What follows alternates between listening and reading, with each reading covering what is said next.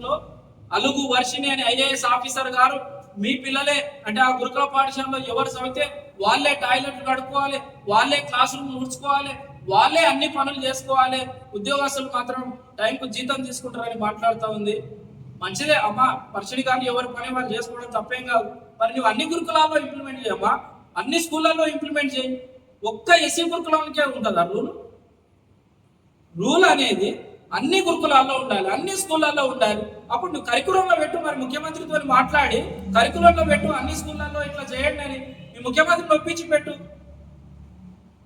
కులవాదంతో అలుగు వర్షిణి గారు ఏదైతే నిరుపేద విద్యార్థులు ఊర్లలో ఉండి లేక తల్లిదండ్రులు వలస పోయి గురుకుల పాఠశాలలో పెడితే ఆడికి పంపించిన పిల్లల్ని రోడ్లోడ్సమని ఇల్లుడ్సమని అక్కడున్న క్లాస్ రూమ్ క్లీన్ చేయాలి. వెట్టి చాకిరి చట్టాలు ఎప్పుడైనా చదివిన అమ్మ, నీవు ఐఏఎస్ ఆఫీసర్ కదా, ఈ దేశంలో వెట్టి చాకిరి చట్టం ఏం చెప్తుందో తెలుసా అమ్మ?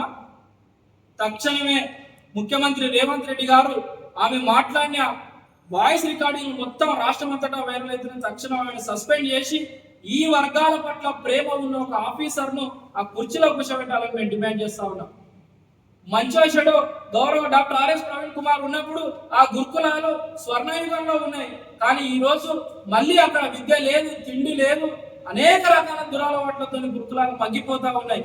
కాబట్టి తక్షణం ముఖ్యమంత్రి గారు వాళ్ళను దించి ఐఏఎస్ అలుగు వర్షిణి గారిని కొత్త ఐఏఎస్ ఆఫీసర్ నా పోస్టులో రిక్రూట్ చేయాలని డిమాండ్ చేస్తూ ఈ మీడియా సమావేశానికి చేసిన ప్రింట్ అండ్ ఎలక్ట్రానిక్ మీడియా సోదరులకు అందరికీ కూడా పేరు పేరున ధన్యవాదాలు తెలియజేస్తూ ముగిస్తా ఉన్నాను.